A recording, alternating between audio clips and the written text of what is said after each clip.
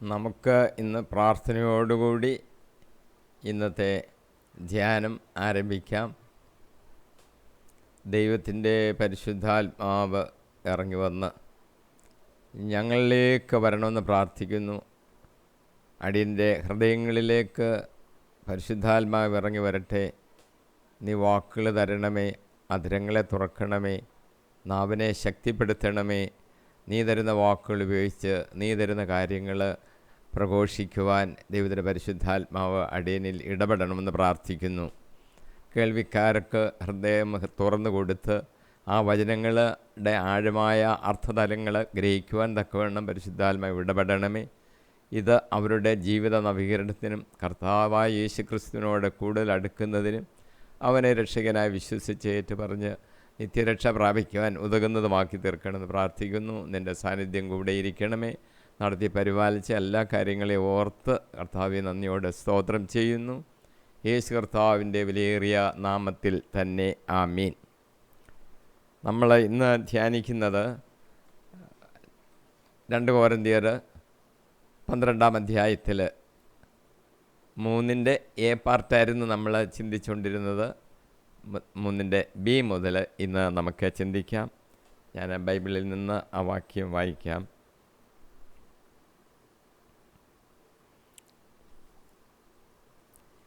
ഈ മനുഷ്യൻ പർദീസായിലേക്ക് ഉയർത്തപ്പെട്ടു എന്ന് എനിക്കറിയാം. ശരീരത്തോടു കൂടെയോ ശരീരം കൂടാതെയോ എന്നെനിക്കറിവില്ല. അത് ദൈവത്തിനേ അറിയൂ. ഈ മനുഷ്യൻ, ഒരു മനുഷ്യനെക്കുറിച്ച്, അദ്ദേഹം പർദീസയിലേക്ക് ഉയർത്തപ്പെട്ടു. പർദീസയിലേക്ക് ഉയർത്തപ്പെട്ടു എന്നൊരു കാര്യമാണ് പൗലോസോട് പറയുന്നത്. ഈ മനുഷ്യൻ എന്ന് പറയുന്നത് യഥാർത്ഥത്തിൽ അത് പൗലോസിനെ കുറിച്ച് തന്നെയാണ്. പൗലോസിനാണ് ഈ ദർശനം ഉണ്ടായതും 3-ാം സ്വർഗം വരെ എടുക്കപ്പെട്ടതുമെല്ലാം. പക്ഷേ പൗലോസ് ആത്മപ്രശംസ ഒഴിവാക്കാൻ വേണ്ടി തൻ്റെ പേര് ഞാൻ തന്നെയാണ് എടുക്കപ്പെട്ടത് എന്ന് പറയാതെ, ഒരു വ്യക്തിയെ എനിക്കറിയാം, അദ്ദേഹം പർദീസായിലേക്ക് എടുക്കപ്പെട്ടു, ആ രീതിയിൽ ഈ സംഭവം അവതരിപ്പിക്കുന്നു എന്നേ ഉള്ളൂ. അദ്ദേഹത്തിൻ്റെ എളിമ നമുക്കിതിൻ്റെ അകത്ത് ദർശിക്കുവാൻ സാധിക്കും. ഒരു മനുഷ്യൻ എത്രമാത്രം എളിമയുള്ളവനായിരിക്കണം എന്നൊരു മാതൃകയാണ് പൗലോസ്. മാത്രമല്ല, ഒരു ക്രിസ്ത്യ വിശ്വാസികളുടെ ജീവിതം എളിമയുള്ളതായിരിക്കണം. പൗലോസ് അത് ചൂണ്ടിക്കാണിക്കുന്നുണ്ട്. ഫിലിപ്പിയ ലേഖനത്തിൽ യേശു ക്രിസ്തു അവൻ ദൈവമായിരിക്കെ നമ്മളെപ്പോലെ ഒരു മനുഷ്യൻ്റെ സാദൃശ്യത്തിലായി തീർന്ന് നമ്മുടെ കൂടെ വസിച്ച് പാപമൊഴികെ സകലത്തിലും നമ്മളെപ്പോലെയായിത്തീർന്നു. തൻ്റെ താഴ്മ, ദൈവത്വത്തെ ഇല്ലാതാക്കിക്കൊണ്ട്, ശൂന്യമാക്കിക്കൊണ്ട് അവൻ നമ്മുടെ ഇടയിൽ മനുഷ്യനായി നമ്മുടെ കൂടെ താമസിച്ചു. എത്രയോ എളിമയാണ്. ആ എളിമ, ആ മനോഭാവം നമ്മളിൽ ഉണ്ടാകണമെന്ന് പൗലോസ് പറയുന്നു.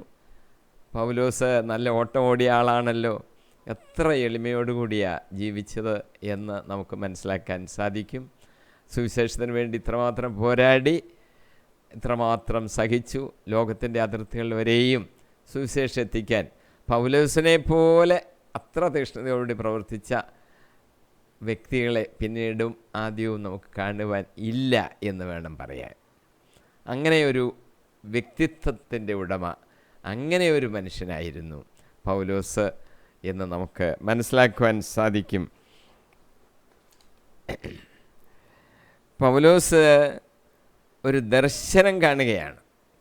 ഈ ദർശനത്തെക്കുറിച്ച് നമ്മൾ ചിന്തിക്കുമ്പോൾ ഇതുപോലെയുള്ള ദർശനങ്ങളിൽ കൂടെയാണ് തനിക്ക് വെളിപാട് ലഭിച്ചത് എന്ന് പൗലോസ് സൂചിപ്പിക്കുന്നുണ്ട്. യഥാർത്ഥത്തിൽ നാം വിശ്വസിക്കുന്ന ക്രിസ്തീയ വിശ്വാസ സത്യങ്ങൾ ദൈവത്തെക്കുറിച്ചും പ്രത്യേകിച്ച് യേശു ക്രിസ്തുവിൻ്റെ മനുഷ്യാവതാരത്തെക്കുറിച്ചും തൻ്റെ ദൈവത്വത്തെക്കുറിച്ചും പിന്നീട് നമ്മുടെ നിത്യരക്ഷയെക്കുറിച്ചും അതെങ്ങനെ നമ്മൾ പ്രാപിക്കുന്നു, വിശ്വാസത്താൽ പ്രാപിക്കുന്നു, അവസാനത്തെ അന്ത്യവിധിയെക്കുറിച്ച്, ഈ തുടങ്ങിയ കാര്യങ്ങളെല്ലാം പൗലോസ് ആണ് നമ്മളോട് പറഞ്ഞിട്ടുള്ളത്. തൻ്റെ ലേഖനങ്ങളിൽ കൂടെ ഇത് എഴുതിയിട്ടുണ്ട്. നമ്മളിത് വായിച്ച് പഠിച്ച് വിശ്വസിച്ച് ജീവിക്കുകയാണ്. പൗലോസിന് ഇതെല്ലാം എങ്ങനെ മനസ്സിലായി എന്ന് നമ്മൾ ചിന്തിക്കുമ്പോൾ വെളിപാടിലൂടെയാണ് ഇതൊക്കെയും ലഭിച്ചിരിക്കുന്നത് എന്ന് പൗലോസ് പറഞ്ഞിട്ടുണ്ട്. എഫേസസ് ലേഖനത്തിൽ 3-ാം അധ്യായത്തിൽ പൗലോസ് വെളിപാടുകളിൽ കൂടെയാണ് താൻ ഇതെല്ലാം മനസ്സിലാക്കിയത് എന്നെഴുതിയിട്ടുണ്ട്. 3-ാം അധ്യായം എഫേസോസിൽ 3:4 വാക്യം നമ്മളത് വായിക്കണം എന്ന പൗലോസിന് ആഗ്രഹമുണ്ട്. 3:4 അധ്യായം. അത് വായിക്കുമ്പോൾ ക്രിസ്തുവിൻ്റെ രഹസ്യങ്ങളെക്കുറിച്ച് എനിക്ക് ലഭിച്ചിരിക്കുന്ന ഉൾക്കാഴ്ച എന്തെന്ന് നിങ്ങൾക്ക് മനസ്സിലാകും. ക്രിസ്തു ആരാണെന്ന് ഇപ്പോഴും തന്നെ ജനങ്ങൾക്ക് മനസ്സിലാകുന്നില്ല. പലർക്കും പറഞ്ഞു കൊടുത്താലും ഗ്രഹിക്കാൻ പ്രയാസമാണ്. പക്ഷെ പൗലോസ് പറയുന്നത് തനിക്ക് യേശുക്രിസ്തുവിനെക്കുറിച്ചുള്ള ഒരു ആഴമായ അറിവ്, ഉൾക്കാഴ്ച ലഭിച്ചിട്ടുണ്ട്. ഈ 4-ാം അധ്യായം നിങ്ങളൊന്ന് വായിച്ച് നോക്ക്. എത്രമാത്രം ഉൾക്കാഴ്ചയാണ് എനിക്ക് ആ വിഷയത്തെക്കുറിച്ച് ലഭിച്ചിരിക്കുന്നതെന്ന് നിങ്ങൾക്ക് മനസ്സിലാകും എന്നർത്ഥം. എന്തുകൊണ്ടാണ് പൗലോസിന് ഇതൊക്കെ വെളിപ്പെടുത്തി കൊടുത്തത്? ദൈവം പൗലോസിന് ഇതൊക്കെ എന്തുകൊണ്ടാണ് വെളിപ്പെടുത്തി കൊടുത്തത്? അതിവിടെ പൗലോസിലൂടെ പറയുന്നുണ്ട്. 2 കാര്യങ്ങളാണ് പറയുന്നത്. ഒന്ന്, വിജാതിയരോട് ക്രിസ്തുവിൻ്റെ ദുർഗ്രഹമായ സമ്പന്നതയെക്കുറിച്ച് പ്രസംഗിക്കണം. പൗലോസിന് ഒരു പ്രത്യേക ദൗത്യമുണ്ട്. പത്രോസും യാക്കോബും അവരൊക്കെ ആദ്യമേ വിചാരിച്ചിരുന്നത് അവർക്ക് യഹൂദരുടെ ഇടയിൽ പ്രസംഗിക്കണം. ലോകാതിർത്തികൾ വരെ പ്രസംഗിക്കാൻ യേശു പറഞ്ഞിട്ടുണ്ട്. പക്ഷെങ്കിൽ യഹൂദരോടാണ് ആദ്യം സംസാരിക്കുന്നത്. അപ്പോൾ അവരുടെ പ്രവർത്തനങ്ങളൊക്കെ യഹൂദരുടെ ഇടയിലായിരുന്നു കൂടുതലും. എന്നാൽ യഹൂദരെ മാത്രം നിർത്തിയാൽ പോരാ, ഈ വലിയ ജനാവലി, ഈ വിജാതിരായ ജനങ്ങൾ രക്ഷയിലേക്ക് വരണം. ദൈവത്തിൻ്റെ പദ്ധതിയല്ലേ. രഹസ്യങ്ങൾ ദൈവത്തിൽ ഇങ്ങനെ നിഗൂഢമായിട്ടിരിക്കുകയാണ്. അതിന് പ്രത്യേകമായിട്ട് ആ ദൗത്യത്തിന് വേണ്ടി എടുക്കപ്പെട്ട ആളാണ് പൗലോസ്. വിജാതിയരുടെ അപ്പസ്തോലൻ അദ്ദേഹം അറിയപ്പെടുകയും ചെയ്യുന്നു. അപ്പോൾ എന്തിനാണ് ഈ വെളിപാടൊക്കെ പൗലോസിന് കൊടുത്തിരിക്കുന്നത് എന്ന് ചോദിച്ചാൽ, പൗലോസ് മാത്രം മനസ്സിലാക്കാനല്ല, അത് വിജാതിയരോട് അറിയിക്കണം. ദൈവത്തിൻ്റെ ആ സമ്പന്നതയെക്കുറിച്ച് വിജാതിയരോട് പ്രസംഗിക്കാനാണ് ഈ കാര്യങ്ങളൊക്കെ പൗലോസിന് വെളിപ്പെടുത്തി കൊടുത്തത്. എന്നിട്ട് ഒരു കാര്യം കൂടെ പറയുന്നുണ്ട്. സകലത്തിൻ്റെയും സൃഷ്ടാവ് നമ്മുടെ ദൈവമാണല്ലോ. യഹോവയായ ദൈവം സകലത്തിൻ്റെയും സൃഷ്ടാവാണ്. ആ ദൈവത്തിൽ നിഗൂഢമായ കാര്യങ്ങൾ സ്ഥിതി ചെയ്യുകയാണ്. ദൈവത്തെക്കുറിച്ച് നമുക്ക് ഈ വെളിപ്പെടുത്തിപ്പെട്ട് കിട്ടിയ കാര്യങ്ങളല്ലാതെ നമുക്ക് വല്ലതും അറിയാൻ ഒക്കുമോ? ദൈവം പ്രപഞ്ചത്തെ സൃഷ്ടിച്ചു. എങ്ങനെ മനസ്സിലാക്കി? നമ്മളങ്ങ് പരിശുദ്ധാത്മാവ് നമ്മളോട് പറഞ്ഞു തരുന്നതാണ്. ബൈബിളിൽ അതുണ്ട്. ബൈബിൾ അത് എഴുതപ്പെട്ട കാലവും വളരെ കഴിഞ്ഞിട്ടാണല്ലോ. ദൈവം സൃഷ്ടിക്കുന്ന സമയത്ത് ആരും ഇങ്ങനെ കണ്ടിട്ട് എഴുതുകയല്ലല്ലോ. അപ്പോൾ ഈ രഹസ്യങ്ങൾ ദൈവത്തിൽ നിഗൂഢമായിരിക്കുകയാണ്. പ്രപഞ്ച സൃഷ്ടി, അതിൻ്റെ അറിവ്, അതിനെക്കുറിച്ചുള്ള ജ്ഞാനം ദൈവത്തിനുള്ളത് കൊണ്ടല്ലയോ സൃഷ്ടിച്ച ക്രമത്തിൽ പ്രത്യേകം താങ്ങാനൊന്നുമില്ലാതെ ഓരോ ഗോളങ്ങളെയും പ്രപഞ്ചത്തെയും ഈ നക്ഷത്രജാലങ്ങളെയും എല്ലാം അതാത് സ്ഥാനങ്ങളിൽ നിർത്തത്തക്കവണ്ണം ക്രമീകരിക്കുന്നത് ദൈവത്തിൻ്റെ ജ്ഞാനം കൊണ്ടല്ലേ. ദൈവത്തിൽ നിഗൂഢമായ ജ്ഞാനം, രഹസ്യ അറിവ് സ്ഥിതി ചെയ്യുകയാണ്. അത് നമ്മൾ അതിൻ്റെ ചെറിയ കാര്യങ്ങൾ മാത്രമേ അറിയുന്നുള്ളൂ. ആ അറിയുന്നത് തന്നെ വെളിപ്പെടുത്തിപ്പെട്ട് കിട്ടിയത് കൊണ്ട് മാത്രമാണ് അറിയുന്നത് എന്ന് നമ്മൾ മനസ്സിലാക്കണം. അത് എല്ലാവർക്കും ഒന്ന് വ്യക്തമാക്കി കൊടുക്കാൻ വേണ്ടിയാണ് പൗലോസിന് ഈ ദൗത്യം, ഈ അറിവ്, ഈ വെളിപ്പെടുത്തൽ ലഭിച്ചിരിക്കുന്നത് എന്ന് നമുക്ക് മനസ്സിലാക്കാം. ഗലാത്യ 1:8 പൗലോസ് നമ്മളോടൊരു കാര്യം പറയുന്നു. എല്ലാവരോടുമായിട്ട് പറയുകയാണ്. വെളിപ്പെടുത്തപ്പെട്ട് കിട്ടിയ കാര്യങ്ങളാണ് പൗലോസ് നമ്മളോട് പറയുന്നതെങ്കിൽ അത് നമ്മൾ വിശ്വസിക്കണം. അതാണ് വിശ്വസിക്കേണ്ടത്. ഇനി അതിനെതിരായിട്ട് വേറൊരാൾ വന്ന് ഇങ്ങനെയൊക്കെ പറയുകയാണെങ്കിൽ നമ്മൾ വിശ്വസിക്കരുത്. ഇനി ഒരു മാലാഖ വന്ന് പറഞ്ഞാലോ നമ്മൾ വിശ്വസിക്കണ്ട. കാരണം ഈ പൗലോസി പറഞ്ഞ കാര്യങ്ങളൊക്കെ ദൈവത്താൽ വെളിപ്പെടുത്തപ്പെട്ട് കിട്ടിയതാണ്. അപ്പോൾ ആ വെളിപ്പെടുത്തപ്പെട്ട് കിട്ടിയ ഒരു കാര്യത്തിന് എതിരായിട്ട് വേറൊരാൾ പറഞ്ഞാൽ നമ്മൾ അംഗീകരിക്കരുത്. ഒരു മാലാഖമെന്ന് പറഞ്ഞാലും അംഗീകരിക്കരുത്, വേറെ ആര് പറഞ്ഞാലും അംഗീകരിക്കരുത്.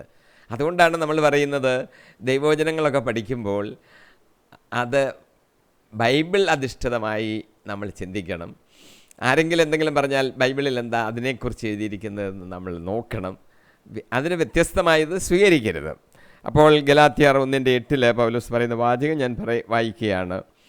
ഞാൻ നിങ്ങളോട് പ്രസംഗിച്ചതിൽ നിന്ന് വ്യത്യസ്തമായി ഒരു സുവിശേഷം, അത് ഞങ്ങൾ തന്നെയോ സ്വർഗത്തിൽ നിന്ന് ഒരു ദൂതൻ തന്നെയോ നിങ്ങളോട് പ്രസംഗിച്ചാൽ അവൻ ശപിക്കപ്പെട്ടവനാണ്.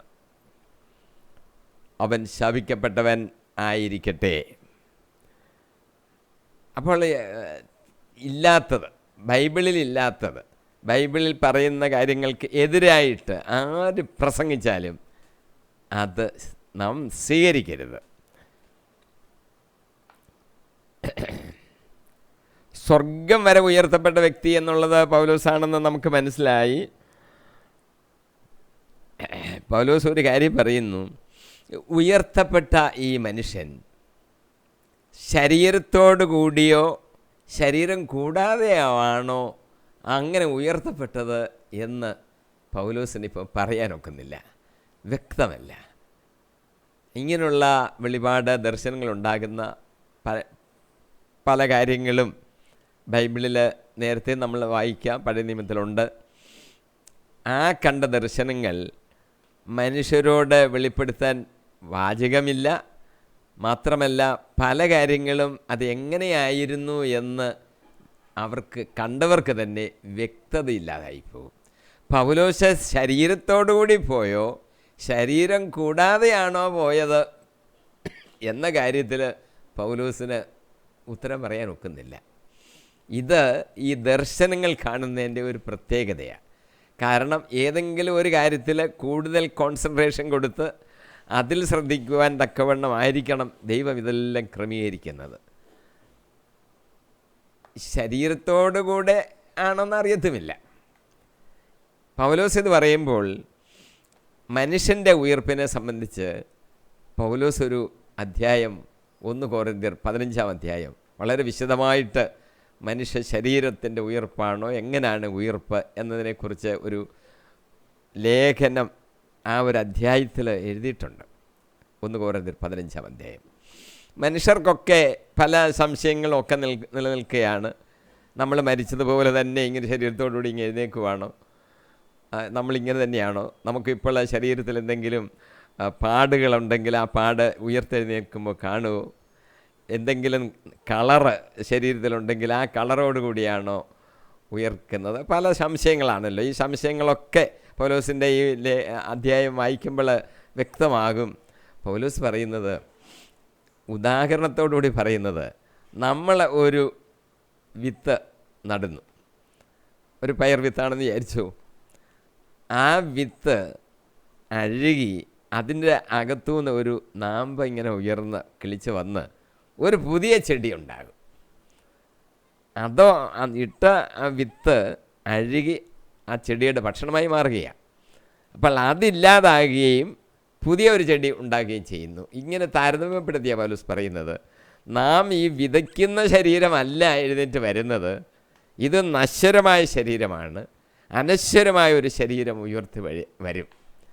ഉണ്ടാകാൻ പോകുന്ന ശരീരം വേറൊരു ശരീരമാണ്. അതിനെ പൗലോസ് പറയുന്നത് ആത്മീയ ശരീരം, സ്വർഗീയ ശരീരം എന്ന പേര് പറയുന്നത് 45 വാചകം 15 ആത്മീയ ശരീരം എന്ന് പറഞ്ഞിട്ടുണ്ട്, സ്വർഗീയ ശരീരമെന്ന് പറഞ്ഞിട്ടുണ്ട്. ഏതായാലും ഒരു വ്യത്യസ്തമുണ്ട്. മഹത്വീകൃതമായ ഒരു ശരീരമാണെന്ന് നമുക്കെടുക്കാം. വിതയ്ക്കുന്ന വിത്തിന് അനുസരിച്ചാണ് ഈ ശരീരമെന്നും പൗലോസ് സൂചിപ്പിച്ചിട്ടുണ്ട്. തേങ്ങ നട്ടാൽ പാകിയാൽ തെങ്ങാണ് കിളിച്ച് വരുന്നത്, പയറാണെങ്കിൽ പയറാണ് കിളിച്ച് വരുന്നത്. അതാതിൻ്റെ ശരീരം എന്നെടുത്ത് പറഞ്ഞിട്ടതിൻ്റെ കാരണം അതുകൊണ്ടാണ്.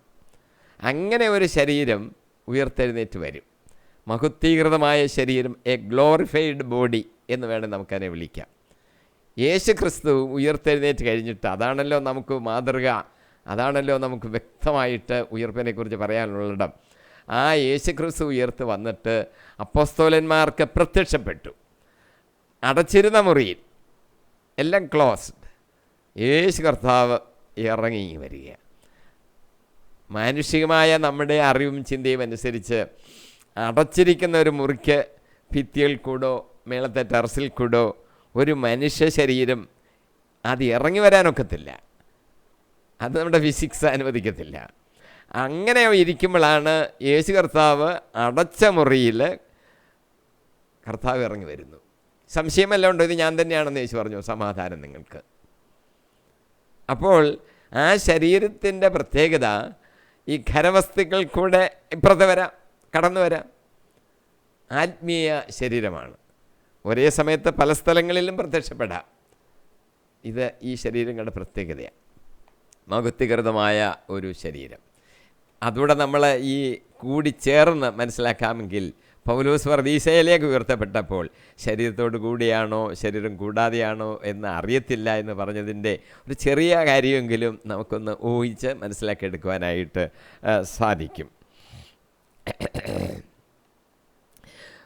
നമുക്ക് വാക്യം 4 കയറാം. അവാച്യവും മനുഷ്യന് വിവരിച്ചുകൂടാത്തതുമായ കാര്യങ്ങൾ ഞാൻ കേട്ടു. അവിടെയുള്ള കാര്യങ്ങൾ മനുഷ്യൻ്റെ ആ ഭാഷയിൽ വിവരിക്കാൻ പ്രയാസമാണ്. അവിടെ കേട്ടതും ഇപ്പോൾ നിങ്ങളോട് പറഞ്ഞ് മനസ്സിലാക്കാൻ പ്രയാസമാണ്. അങ്ങനെയുള്ള കാര്യങ്ങളാണ്. യേശു കർത്താവ് ഈ ഭൂമിയിലായിരുന്നപ്പോൾ ഉപമകളിൽ കൂടാണ് പലതും ശിഷ്യന്മാരെ പഠിപ്പിച്ചത്. സ്വർഗരാജ്യത്തെക്കുറിച്ച് പറഞ്ഞു വരുമ്പോൾ യേശു പറയുന്നൊരു വാചകമുണ്ട്, സ്വർഗരാജ്യത്തെ ഞാൻ എന്തിനോട് ഉപമിക്കും. ബാക്കി ഉപമകളും ഒക്കെ ഉണ്ട്, ഞാൻ അവിടെ വിവരിക്കുന്നില്ല. സ്വർഗരാജ്യത്തെ ഞാൻ എന്തിനോട് ഉപമിക്കും? ഈ ഭൂമിയിലെ ഏതെങ്കിലും ഒരു വസ്തുവിനോട് ഉപമിച്ച് പറയുവാൻ തക്ക അങ്ങനെയുള്ള ഒരു കാര്യമല്ല സ്വർഗരാജ്യമെന്നാണ് ആ വാചകത്തിൽ നിന്ന് നമുക്ക് മനസ്സിലാക്കേണ്ടത്. എങ്കിലും ചില കാര്യങ്ങൾ സൂചിപ്പിക്കാനായിട്ട് അത് കടുകുമണിക്ക് തുല്യമാണ്, അത് വിത്തിന് തുല്യമാണ്, അത് പുളിപ്പ് ഒരു മാവിൽ കുഴച്ചതിനോട് തുല്യമാണ്. ഈ ആശയങ്ങൾ പൗലോസ് യേശു അപ്പച്ചൻ നമ്മളോട് പഠിപ്പിക്കുന്നുണ്ട്. എന്നാലും അതിൻ്റെ വ്യക്തമായി സ്വർഗരാജ്യം എങ്ങനെയിരിക്കുന്നു എന്ന് പറയുവാൻ സാദൃശ്യപ്പെടുത്തി ഈ ഭൂമിയിലെ ഒന്നിനെയും കൊണ്ട് സാദൃശ്യപ്പെടുത്തി പറയുവാൻ സാധിക്കത്തില്ല. പൗലോസ് പറഞ്ഞത് അതാണ്, ഞാൻ കണ്ടത്, ഞാൻ കേട്ടത്, അത് മനുഷ്യൻ്റെ ഭാഷയിൽ പറയാൻ പ്രയാസമാണ്. അവാച്യമായ കാര്യങ്ങളാണ് ഞാൻ കേട്ടത് എന്ന്. ഏതായാലും പൗലോസ് പോയത് ഒരു സ്വർഗീയ ഭവനത്തിലേക്കാണ്. അതുകൊണ്ട് നമുക്കൊരു കാര്യം വ്യക്തമായിട്ട് ഓർക്കണം, വിശ്വാസത്തിൽ അത് നമ്മൾ വിശ്വസിക്കണം. ഒരു സ്വർഗീയ ഭവനം ഉണ്ട്. യേശു കർത്താവ് സ്വർഗീയ ഭവനത്തെക്കുറിച്ച് യോഹന്നാൻ സുവിശേഷം 14-ാം അധ്യായത്തിൽ വിവരിച്ചിട്ടുണ്ട്. അത് നമ്മളൊന്ന് മനസ്സിലാക്കിയിരിക്കേണ്ടതാണ്. യേശു പറയുന്നത് എൻ്റെ പിതാവിൻ്റെ ഭവനം എന്നാണ്. യോഹന്നാൻ 14-ാം അധ്യായം, എൻ്റെ പിതാവിൻ്റെ ഭവനം, അവിടെ അനേകം വാസസ്ഥലങ്ങൾ ഉണ്ട്. 3-ാം വാക്യം, അനേകം വാസസ്ഥലങ്ങളുണ്ട്. അതുകൊണ്ട് ഞാനങ്ങ് സ്വർഗരാജ്യത്തിൽ പോകാൻ ഉള്ള ആ യോഗ്യത എനിക്കുണ്ട്. എന്നെ കൊണ്ടുപോകുമ്പോൾ എനിക്കവിടെ ചെല്ലുമ്പോൾ എല്ലാവർക്കും ഇങ്ങനെ ഓരോന്ന് 1, 2, 2, 3, 4 എന്നൊക്കെ പറഞ്ഞ് കൊടുത്ത് കഴിയുമ്പോൾ എനിക്കവിടെ ഒരു ഭവനമുണ്ടോ, അവിടെ വെച്ചിട്ടുണ്ടോ എന്ന് ആരും സംശയിക്കേണ്ട. അനേകം വാസസ്ഥലങ്ങളുണ്ട്. ഓരോരുത്തർക്കും ലഭിക്കേണ്ടത് അവിടെ ലഭിക്കും. നീതിയും ന്യായവും നടക്കുന്ന സ്ഥലമാണ് സ്വർഗരാജ്യം. അത് കിട്ടും. ആ പ്രത്യാശയിലാണ് നമ്മൾ അങ്ങോട്ട് മുന്നോട്ട് പോകുന്നത്. എനിക്ക് വേണ്ടി ഒരുക്കിയിരിക്കുന്നു. ആരൊരുക്കുന്നു? കർത്താവ് സ്വന്തം കരം കൊണ്ട്. മനുഷ്യനിർമ്മിതമായിട്ടുള്ളതല്ല ഈ സ്വർഗം, ഈ ഭവനം മനുഷ്യനിർമ്മിതമല്ല.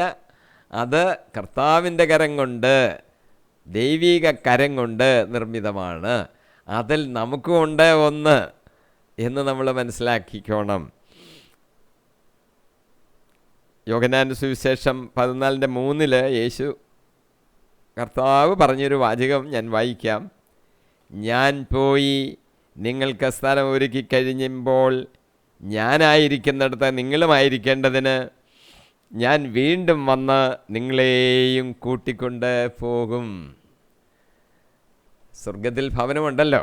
അതെ, ഞാൻ പോയി നിങ്ങൾക്ക് സ്ഥലം ഒരുക്കി കഴിയുമ്പോൾ. അപ്പോൾ നമുക്ക് സ്ഥലമൊരുക്കാനാണ് പോയത്, അത് യേശു പറഞ്ഞിട്ടുണ്ട്. സ്ഥലം ഒരുക്കിക്കൊണ്ടിരിക്കുക.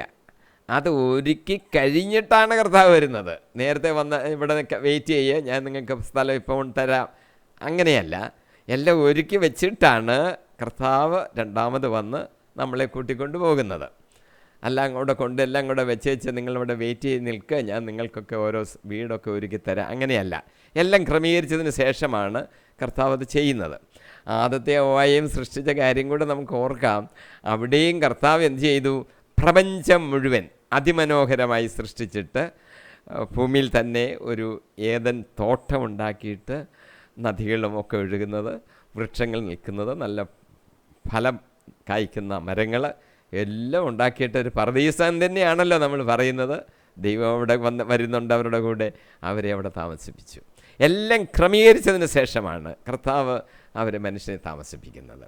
പ്രപഞ്ചം മുഴുവൻ, ആകാശം, നക്ഷത്രജാലങ്ങൾ, സൂര്യൻ, ചന്ദ്രൻ, ദിനരാത്രങ്ങൾ സകലവും ക്രമീകരിച്ചതിന് ശേഷം. ഇതുപോലെ നമ്മളും സ്വർഗത്തിലോട്ട് പോകുന്നത് എല്ലാം ക്രമീകരിച്ച് കഴിഞ്ഞിട്ടാണ്. കർത്താവ് തന്നെ വരും, അതും നമ്മൾ ഓർത്തോണം. അയ്യോ എല്ലാം ശരിയാക്കി ഇനി അങ്ങോട്ട് പോകണമല്ലോ, നമ്മളെ അറിയിക്കുകയാണ് എല്ലാം ഇവിടെ ക്രമീകരിച്ചിരിക്കുന്നു, നിങ്ങളിങ്ങോട്ട് വാ എന്ന് പറഞ്ഞാൽ നമുക്കൊരു പ്രയാസം ഉണ്ടാകും. എങ്ങനെയാണ് പോകുന്നത് അത് നമുക്കറിയത്തില്ലല്ലോ. പക്ഷേ കർത്താവ് ഒരു കാര്യം വ്യക്തമായിട്ട് പറഞ്ഞിട്ടുണ്ട്. കർത്താവ് വരും, വീണ്ടും വരും, നമ്മളെയും കൂട്ടിക്കൊണ്ട് അങ്ങോട്ട് പോകും. വീണ്ടും വന്ന് നിങ്ങളെയും കൂട്ടിക്കൊണ്ട് പോകും. കൂട്ടിക്കൊണ്ട് പോകാൻ കർത്താവ് ഇങ്ങോട്ട് വരികയാണ്. അത് സന്തോഷിക്കണം നമ്മൾ. നമുക്കല്ലെങ്കിൽ അറിയത്തില്ല. നമുക്കിവിടെ നമ്മുടെ ചുറ്റുപാടും മറ്റൊരു രാജ്യത്തോട്ടോ ഒരു സ്ഥലത്തോട്ടോ പോകണമെന്ന് പറഞ്ഞാൽ തന്നെ നമുക്കതിൻ്റെ പ്രായോഗിക ബുദ്ധിമുട്ടുകളൊക്കെ ഉണ്ട്.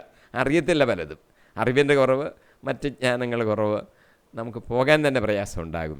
ഇവിടെ നമ്മളൊന്നും ഭാരപ്പെടേണ്ട. കർത്താവ് തന്നെ നേരിട്ട് ഇങ്ങോട്ട് വന്നിട്ട് നമ്മളെ കൂട്ടിക്കൊണ്ട് പോകും. അത് നമ്മൾ ഓർത്തോണം. ഭവനം ധാരാളം അവിടെ ഉണ്ട്. നമ്മളെ അങ്ങനെ കൂട്ടിക്കൊണ്ട് പോകാൻ കർത്താവ് തയ്യാറായിട്ട് നിൽക്കുകയാണ്. എല്ലാം വിവരിക്കാൻ സ്വർഗത്തെക്കുറിച്ച് ആർക്കും അറിയാനൊക്കത്തില്ലല്ലോ. ദൈവം വെളിപ്പെടുത്തി തരുന്നതനുസരിച്ച് കുറേ കാര്യങ്ങൾ ആണ് നമ്മൾ മനസ്സിലാക്കുന്നത്. നമ്മളൊരു അല്പം ഒന്ന് ചിന്തിച്ചെന്നുള്ളതേ ഉള്ളൂ. ബൈബിൾ വായിച്ചാൽ കൂടുതൽ ഗഹനമായ വിഷയങ്ങൾ നമുക്ക് മനസ്സിലാക്കാൻ കർത്താവിൻ്റെ പരിശുദ്ധാത്മാവ് നമ്മളെ പഠിപ്പിക്കും. അതിന് നമ്മൾ ആഗ്രഹിച്ച് ബൈബിൾ റീഡിങ്ങിൽ കൂടുതൽ ശ്രദ്ധിക്കണം. ഒത്തിരി കാര്യങ്ങൾ നമുക്ക് മനസ്സിലാക്കാൻ സാധിക്കും. ഇനിയും നമുക്ക് ഈ സ്വർഗരാജ്യത്തിൻ്റെ ചില സവിശേഷതകൾ കൂടെ ബൈബിൾ അധിഷ്ഠിതമായിട്ട് തന്നെ ഒന്ന് മനസ്സിലാക്കിയിട്ട് പോകുന്നത് നല്ലതായിരിക്കും. ഒന്നാമത് യേശു പറഞ്ഞൊരു കാര്യമാണ്, ഈ സ്വർഗരാജ്യത്തിൽ നിക്ഷേപത്തിന് സുരക്ഷിതത്വമുണ്ട്. അത് പ്രത്യേക ഒരു കാര്യമാണ്. യേശു തന്നെ നമ്മളോട് പറയുകയാണ്, നിങ്ങളുടെ നിക്ഷേപം സ്വർഗത്തിലായിരിക്കണം. ഇവിടെ നിങ്ങൾ നിക്ഷേപമുണ്ടാക്കിയാൽ തുരുമ്പ്, കീടങ്ങളൊക്കെ അവ നശിപ്പിക്കും. ഈ ഭൂമിയിലെ പ്രപഞ്ചത്തിലുള്ളതെല്ലാം നശിച്ചു പോകുന്നതാണ്. ഓരോ കാലാവധിയുണ്ട്. ആ കാലാവധി ആകുമ്പോൾ അതങ്ങ് നശിച്ചു പോകും. അത് ആ വസ്തു തന്നെ ഇല്ലാതാകും.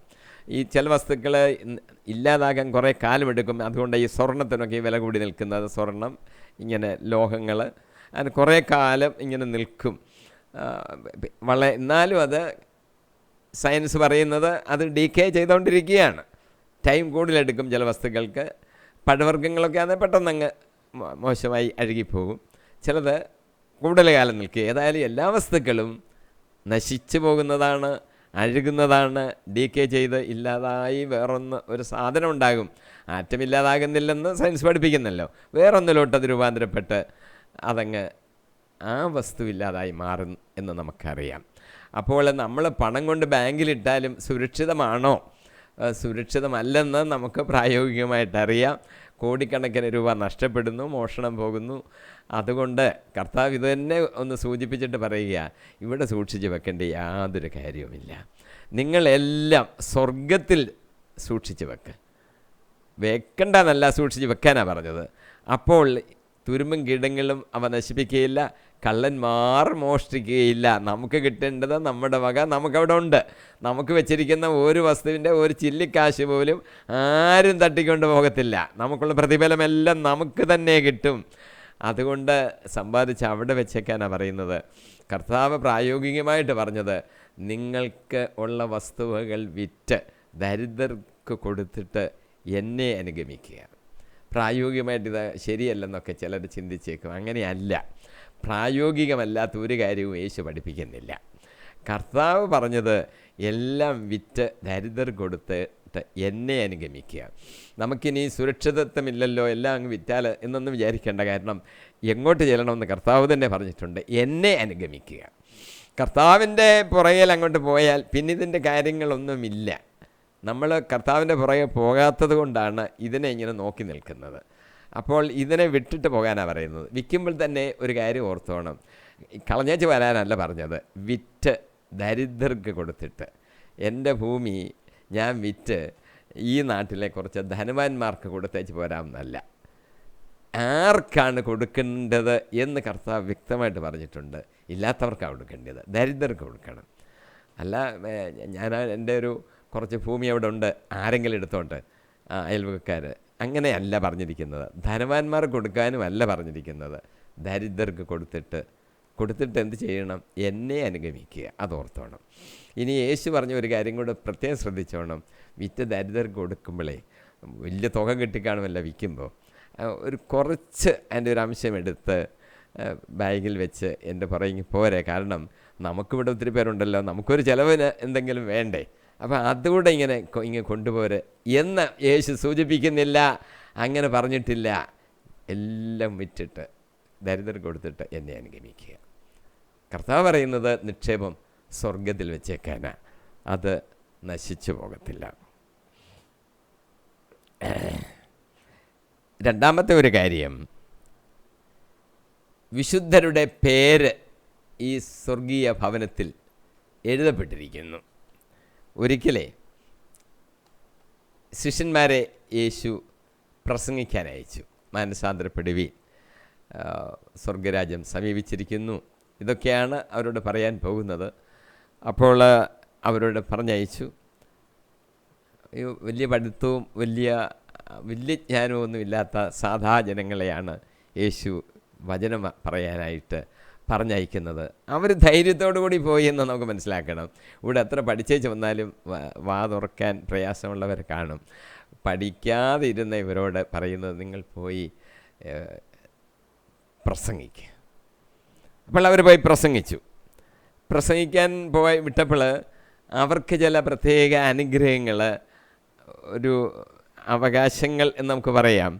പിശാചുകളെ ബഹിഷ്കരിക്കാനുള്ള അധികാരം, രോഗികളെ സുഖപ്പെടുത്താനുള്ള അധികാരം, ഇതൊക്കെ കൊടുത്തിട്ടാണ് അവരെ അങ്ങോട്ട് വിടുന്നത്.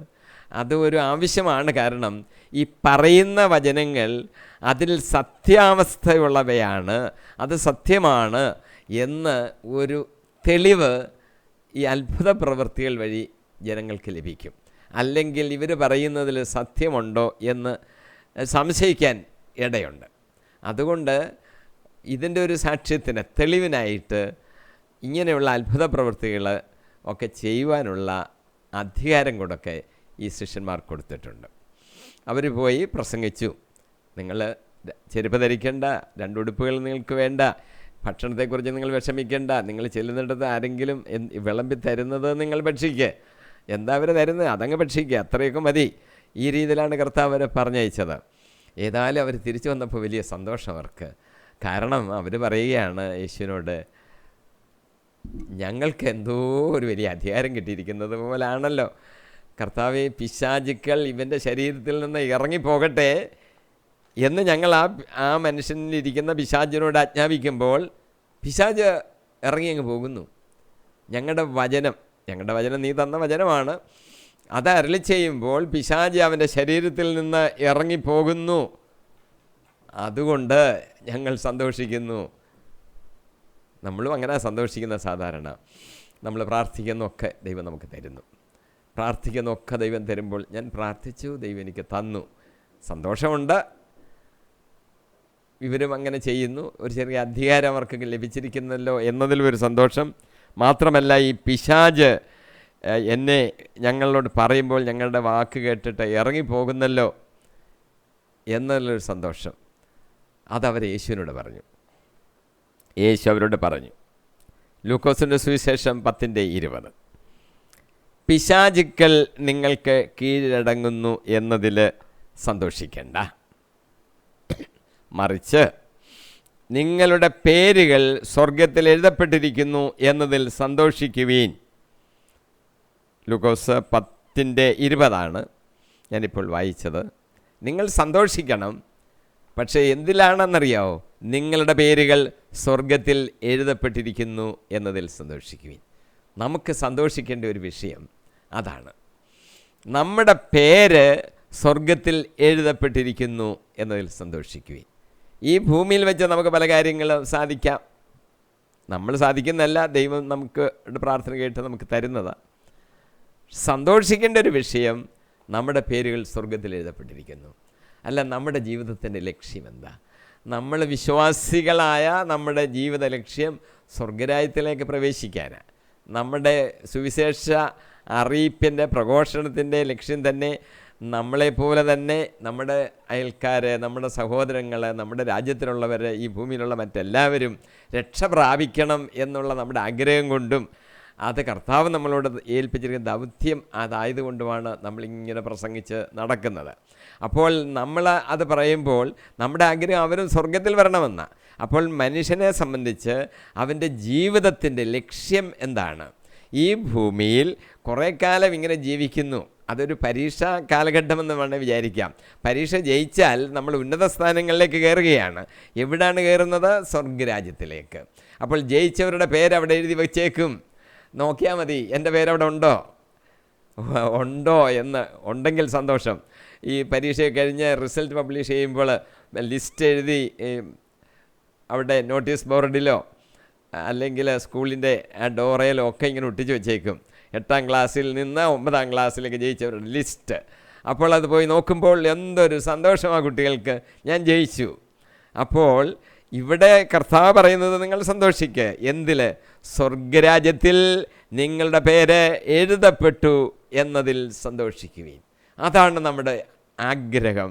അതിനുവേണ്ടിയാണ് നമ്മളിവിടെ ജീവിതത്തിൽ ഇവിടെ ഒരു ക്രമീകരണങ്ങളൊക്കെ നടത്തി ജീവിക്കുന്നത്.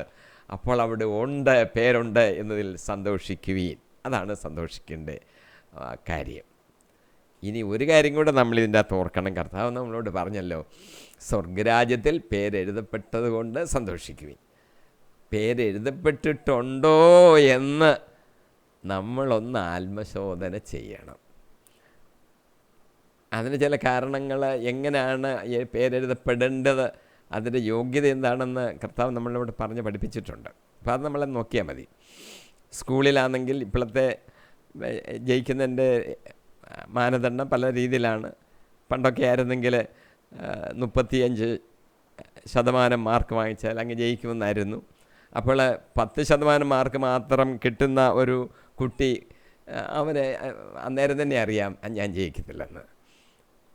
അപ്പോൾ 60% എല്ലാത്തിനും മാർക്ക് വാങ്ങിക്കുന്ന ഒരു കുട്ടിക്ക് തീർത്ത് പറയാൻ സാധിക്കും, ഞാൻ ജയിക്കും. കാരണം അവൻ്റെ വ്യവസ്ഥ പറഞ്ഞിട്ടുണ്ട്. ആ വ്യവസ്ഥയ്ക്ക് അനുസരിച്ചാണോ നമ്മൾ ചെയ്തത് എന്ന് നോക്കിയാൽ മതി. കണക്കിനൊക്കെ ആണെങ്കിൽ കൃത്യമായിട്ട് നമുക്ക് കണക്ക് കൂട്ടി പറയാനൊക്കുമല്ലോ എത്ര മാർക്ക് നമുക്ക് ലഭിക്കും. അങ്ങനെ നമുക്കറിയാൻ സാധിക്കും.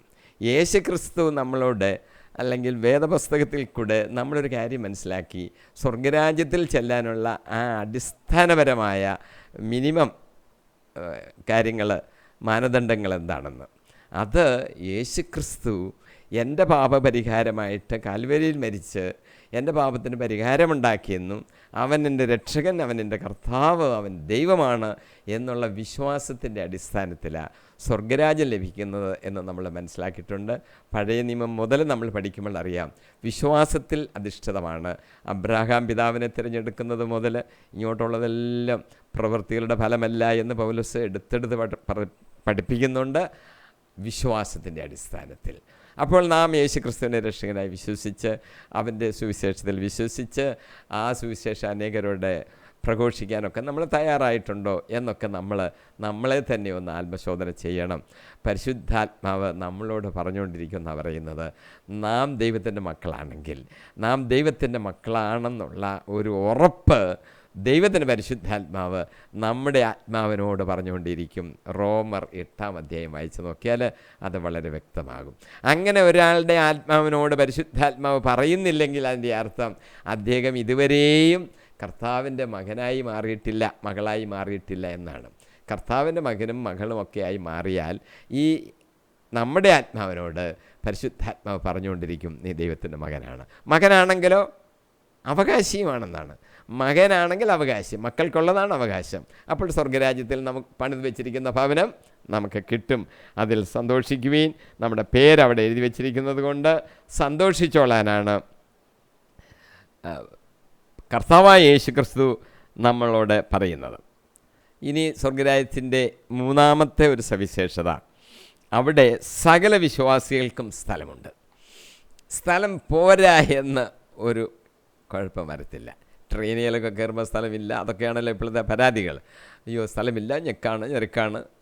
ഇപ്പോൾ സ്വർഗരാജ്യത്തിൽ ചെല്ലുമ്പോൾ അങ്ങനെയുള്ള പ്രശ്നങ്ങളൊന്നുമില്ല. എല്ലാ വിശ്വാസികൾക്കും അവിടെ സ്ഥലമുണ്ട്. യോഹന്നാൻ്റെ സുവിശേഷം 14-ാം അധ്യായത്തിൽ അവിടാണ് സ്വർഗീയ ഭവനത്തെക്കുറിച്ച് യേശു പറഞ്ഞിട്ടുള്ളത്. 2-ാം വാക്യം ഇങ്ങനെ പറയുന്നു, എൻ്റെ പിതാവിൻ്റെ ഭവനത്തിൽ അനേകം വാസസ്ഥലങ്ങൾ ഉണ്ട്. പിതാവിൻ്റെ ഭവനത്തിൽ അനേകം വാസസ്ഥലങ്ങളുണ്ട്. ഇല്ലെന്നാരും അയ്യോ എനിക്കവിടെ ഇല്ലയോ, അല്ല അവിടെ പണിതില്ലയോ എന്നൊന്നും വിചാരിച്ച് വിഷമിക്കേണ്ട. പണിയുന്നുണ്ട്. വാസസ്ഥലം, അതിനെ വാസസ്ഥലമെന്നുകൂടെ പറയുന്നത് നമുക്ക് വസിക്കാനുള്ള ഭവനമാണത്. അത് അവിടെ ഉണ്ട് എന്ന് നമ്മൾ ഓർക്കണം. പിന്നീടൊരു കാര്യം കൂടെ നമ്മൾ മനസ്സിലാക്കി വെച്ചേക്കണം. കൊറിന്ത്യ ലേഖനം 1 കൊരിന്ത്യർ 15 ഈ ഉയർപ്പിനെക്കുറിച്ചൊക്കെ പറയുമ്പോൾ പൗലോസ് അത് വ്യക്തമാക്കുന്നുണ്ട്. എല്ലാവർക്കും ഒരുപോലെയല്ല. കാരണം പ്രവൃത്തികൾക്കനുസരിച്ച് തേജസ്സിൽ ഒക്കെ വ്യത്യാസങ്ങളുണ്ട്. അപ്പോൾ നമുക്ക് ലഭിക്കുന്ന പ്രതിഫലത്തിൽ വ്യത്യാസം കാണും. 10 കൂടെ സമ്പാദിച്ചവന് 10 നഗരങ്ങളുടെ മേലധികാരി, 5 കൂടെ സമ്പാദിച്ചവൻ 5 നഗരങ്ങളുടെ മേലധികാരി എന്ന് പറയുന്ന ഉപമയിൽ ആ കാര്യം സൂചിപ്പിച്ചിട്ടുണ്ട്. എല്ലാവർക്കും ഒരുപോലെ അല്ല. അതുകൊണ്ടുകൂടാണ് ഇവിടെ പറയുന്നത് അനേകം വാസസ്ഥലങ്ങളുണ്ട്. എല്ലാവർക്കും ഒരുപോലുള്ളത് കിട്ടണം എന്ന് ശഠിക്കരുത്. അങ്ങനെ കിട്ടത്തില്ല. കാരണം നമ്മുടെ പ്രവൃത്തികളിൽ വ്യത്യാസമുള്ളത് കൊണ്ട് കിട്ടുന്ന സമ്മാനങ്ങളിൽ വ്യത്യാസം കാണും എന്ന് നമ്മൾ ഓർക്കണം. 4-ാമത്തെ ഒരു കാര്യം, അവിടെ തേജസ്കരിക്കപ്പെട്ട ക്രിസ്തു പ്രവേശിച്ചിരിക്കുന്നു. ക്രിസ്തു അവിടെ ഉണ്ട്, അത് നമ്മൾ ഓർത്തോണം. സ്തെഫാനോസിൻ്റെ 1-ാമത്തെ പ്രസംഗം, സ്തെഫാനോസിന് ദീർഘമായ ഒരു പ്രസംഗം അപ്പോസ്തല പ്രവൃത്തികളിൽ ആദ്യം കൊടുത്തിരിക്കുന്ന പ്രസംഗമാണ്. വലിയൊരു പ്രസംഗമാണ്. ആ പ്രസംഗത്തിൽ പരിശുദ്ധാത്മാവ് നിറഞ്ഞിരുന്നു എന്നാണ് പറയുന്നത്. സ്തെഫാനോസിൽ അദ്ദേഹം അങ്ങനെ പരിശുദ്ധാത്മാവ് നിറഞ്ഞ് പ്രസംഗിച്ചപ്പോൾ ഇങ്ങനൊരു ദർശനം കാണുകയാണ്. സ്വർഗം തുറക്കപ്പെട്ടിരിക്കുന്നു, യേശു ക്രിസ്തു അവിടെ നിൽക്കുന്നു, തേജസ്കരിക്കപ്പെട്ട യേശു. സ്തെഫാനോസ് അത് കണ്ടു. അല്ല, നമ്മൾ പഠിക്കുന്നതിന് എങ്ങനെയാണല്ലോ, ഉയർത്തെഴുന്നേറ്റ യേശു ആദ്യം പ്രത്യക്ഷപ്പെട്ടത് മഗ്ദലേനക്കാരി മറിയയ്ക്കാണ്. തുടരുതേ എന്ന് പറഞ്ഞു. എന്തെന്നാൽ യേശു പറയുകയാണ്, ഞാൻ പിതാവിൻ്റെ സന്നിധിയിലേക്ക് പ്രവേശിച്ചിട്ടില്ല. അപ്പം അങ്ങോട്ട് പോവുകയായിരുന്നു യേശു. പിന്നെ യേശു സ്വർഗാരോഹണം ചെയ്തപ്പോഴും പറയുന്നത്, ഞാൻ അങ്ങോട്ട് പോവുകയാണ്, ഞാൻ ചെന്നിട്ട് പരിശുദ്ധാത്മാവിനെ നിങ്ങൾക്ക് അയക്കും. ഇങ്ങനെ പറഞ്ഞിട്ടാണല്ലോ പോയത്. അപ്പോൾ സ്വർഗത്തിൽ ആ തേജസ്കരിക്കപ്പെട്ട യേശു ക്രിസ്തു അവിടെ ഇരിപ്പുണ്ട്. പിന്നീട് നമ്മൾ ഹെബ്രായ ലേഖനത്തിൽ മനസ്സിലാക്കുന്നു, യേശു ക്രിസ്തു ഇരിക്കുന്ന സിംഹാസനത്തിന്, ഇപ്പോൾ ഇരിക്കുന്ന സിംഹാസനത്തിന് പറയുന്നത് കൃപായുടെ സിംഹാസനം, കൃപാസനം. അവിടെ ഇരിക്കുകയാണ്. കൃപയുടെ യുഗമാണ്. അവൻ കൃപയോടുകൂടി ഇരിക്കുകയാണ്. നമുക്കെന്തെങ്കിലും കാര്യത്തിന് കൃപയോടുകൂടി കർത്താവേ തരണമേ, ഞങ്ങളോട് പ്രവർത്തിക്കണമെന്ന് പറയുമ്പോൾ ആ സിംഹാസനത്തിൻ്റെ സമീപത്താണ് നമ്മൾ ചെല്ലുന്നത്. കൃപയുടെ സിംഹാസനത്തിൽ ഇരിക്കുന്ന യേശു ക്രിസ്തുവിൻ്റെ അടുത്ത് എന്നിട്ടാണ് നമ്മൾ പറയുന്നത്, കർത്താവേ തരണമേ. കഠിനഹൃദയനല്ല, കൃപയുടെ ദൈവം കൃപയോടുകൂടി അവിടെ ഇരിക്കുകയാണ്. നമുക്ക് ചോദിക്കാം, തരിക തന്നെ ചെയ്യും. ചോദിക്കുന്ന എല്ലാം കിട്ടുമെന്ന് കർത്താവ് ഉറപ്പ് തരുന്നത്. അതുകൊണ്ടാണ് വാക്ക് മാറാത്തവൻ കൃപാസനത്തിൽ ഇപ്പോൾ ഇരിക്കുകയാണ്. സ്വർഗത്തിൽ അവൻ എന്ത് ചെയ്തുകൊണ്ടിരിക്കുന്നു? നമുക്ക് വേണ്ടി മധ്യസ്ഥത വഹിക്കുന്നു. ഏക മധ്യസ്ഥൻ യേശു കർത്താവ് എന്നെല്ലാം ബൈബിളിൽ നമ്മളെ എഴുതി പഠിപ്പിക്കുന്നുണ്ട് എന്ന് നമ്മൾ ഓർത്തോണം. സ്തെഫാനോസ് ഇത് പ്രസംഗിച്ചപ്പോൾ അതൊരു പ്രത്യേക കൂട്ടം ആൾക്കാരുടെ മുമ്പിലാണ് പറഞ്ഞത്. സ്വതന്ത്രന്മാരുടെ സിനഗോഗ് എന്ന് പറയുന്ന ഒരു സംഘം ആൾക്കാരുണ്ട്. അവരുടെ മുമ്പിൽ വാദപ്രതിവാദം നടത്തുകയായിരുന്നു സ്തെഫാനോസ്. അപ്പോഴാണ് ഈ സ്വർഗത്തിൻ്റെ ഈ ദർശനം ഉണ്ടായതും ക്രിസ്തു അവിടെ നിൽക്കുന്നതായിട്ട് കാണുകയും ചെയ്തത് എന്ന് നമ്മൾ വായിക്കുന്നു. ഹെബ്രായ ലേഖനം 11:10 ഇങ്ങനെ എഴുതിയിരിക്കുന്നു: ദൈവം സംവിധാനം ചെയ്തതും നിർമ്മിച്ചതും അടിസ്ഥാനമുറപ്പിച്ചതുമായ ഒരു നഗരത്തെ അബ്രാഹാം പ്രതീക്ഷിച്ചിരുന്നു. അബ്രാഹത്തിൻ്റെ വിശ്വാസത്തെ ഒന്ന് എടുത്തു പറയുകയാണ് ഹെബ്രായ ലേഖനത്തിൽ. നമുക്കും അത് ബാധകമാണ്. വിശ്വാസത്താലാണല്ലോ നമുക്ക് ലഭിക്കുന്നത്. അബ്രാഹാം അന്നത് വിശ്വസിച്ചു. എന്ത്? ദൈവം സംവിധാനം ചെയ്തത്, ദൈവം നിർമ്മിച്ചത്. കുറച്ച് മേസ്ത്രിമാരെ മറ്റാൾക്കാരെ ഒന്നും വിളിച്ച് പണിയാൻ പറഞ്ഞതല്ല. ദൈവം സംവിധാനം ചെയ്തതും ദൈവം, നിർമ്മിച്ചതും ദൈവം, അടിസ്ഥാനം ഉറപ്പിച്ചതും ദൈവം. ആ ഒരു നഗരത്തെയാണ് അബ്രാഹാം പ്രതീക്ഷിച്ചുകൊണ്ടിരുന്നത്. ഒരു ക്രിസ്തീയ വിശ്വാസിക്ക്, ഒരു ക്രിസ്ത്യാനിയെ സംബന്ധിച്ച് 3 വാക്കുകളാണ് അവനെ ഒരു യഥാർത്ഥ ക്രിസ്ത്യാനിയാക്കുന്നത്. ഒന്ന്, അവൻ്റെ വിശ്വാസം, ക്രിസ്തുവിലുള്ള വിശ്വാസം. 2, അവൻ്റെ ഒരു പ്രതീക്ഷയോടുകൂടിയാണ് നാം എല്ലാവരും ഈ ഭൂമിയിൽ ജീവിക്കുന്നത് എന്ന് നമ്മൾ മനസ്സിലാക്കണം. നമുക്കൊരു ഭവനം ലഭിക്കും, ഉറപ്പുള്ളൊരു ഭവനം. അത് പ്രതീക്ഷിച്ചുകൊണ്ടായിരിക്കുന്നത്. അബ്രാഹാം അത് പ്രതീക്ഷിച്ചുകൊണ്ടേയിരുന്നു. ഈ ഭൂമി ചില കാര്യങ്ങൾക്ക് നമുക്ക് നടക്കണം, നമ്മൾ പ്രാർത്ഥിക്കുന്നു, അത് പ്രതീക്ഷിക്കുന്നു. അത് തൽക്കാലത്തേക്കുള്ളതാണ്. പക്ഷേ നിത്യമായൊരു കാര്യം നമ്മൾ പ്രതീക്ഷയുണ്ട്. അത് അടിസ്ഥാനം ഉറപ്പിച്ചിരിക്കുന്ന ആ സ്വർഗരാജ്യത്തെക്കുറിച്ചാണ്, ആ ഭവനത്തെക്കുറിച്ചാണ്. അബ്രാഹാം അത് വിശ്വസിച്ചു. അത് അടിസ്ഥാനമിട്ടതും ഉറപ്പിച്ചതും എല്ലാം കർത്താവാണ്. നമ്മൾക്കും ആ ഒരു പ്രതീക്ഷയാണ്. 3 വാക്കുകളെക്കുറിച്ച് ഞാൻ പറഞ്ഞത്. ഒന്ന് വിശ്വാസം, മറ്റത് പ്രത്യാശ, മൂന്നാമത്തേത് സ്നേഹം. സ്നേഹം ഇല്ലെങ്കിൽ ഒന്നിനും ഒരു അർത്ഥവുമില്ല. പൗലോസ് അത് എടുത്ത് പറഞ്ഞിട്ടുണ്ട്. 1 കൊരിന്ത്യർ 13 വെറും മുഴങ്ങുന്ന ചേങ്ങലയായി പോകരുത്. സ്നേഹം എവിടെ വെച്ച്? ഇവിടെ വെച്ച് തന്നെ തുടങ്ങണം. അത് സ്വർഗത്തിലുമുണ്ട്, എല്ലായിടത്തും ആ സ്നേഹമുണ്ട്. വിശ്വാസം എന്ന് പറയുന്നത് ഇവിടെ വെച്ചാണ്. കാര്യം കണ്ടു കഴിഞ്ഞാൽ പിന്നെ വിശ്വസിക്കേണ്ട കാര്യമില്ലല്ലോ, കണ്ടല്ലോ. പ്രതീക്ഷ അത് ഇവിടെ വെച്ചാണ്. പ്രതീക്ഷിച്ചത് കിട്ടിക്കഴിഞ്ഞാൽ പിന്നെ പ്രതീക്ഷിച്ചുകൊണ്ടിരിക്കണ്ടല്ലോ. നിലനിൽക്കുന്ന ഒന്നേ ഉള്ളൂ, സ്നേഹം. അതിവിടെയുണ്ട്, അവിടെയുണ്ട്. സ്നേഹമാണ് ഏറ്റവും പ്രധാനം, സർവോത്കൃഷ്ടമെന്ന് പൗലോസ് പറയുന്നതിന് കാരണം അതാണ്. ഇവിടെയും അവിടെയും ഉണ്ട്. ദൈവം നമ്മളെ സ്നേഹിക്കുന്നു, നമ്മൾ ദൈവത്തെയും സഹോദരങ്ങളെയും സ്നേഹിക്കുന്നു, എല്ലാവരെയും സ്നേഹിക്കുന്നു. സ്വർഗത്തിൽ ചെന്നാലും നമ്മുടെ ജോലി സ്നേഹം. ദൈവം തന്നെ എന്താണ്? സ്നേഹം. അത് വലിയ പ്രാധാന്യം, ശ്രേഷ്ഠമായ കാര്യമാണ് എന്ന് നമ്മൾ മനസ്സിലാക്കണം.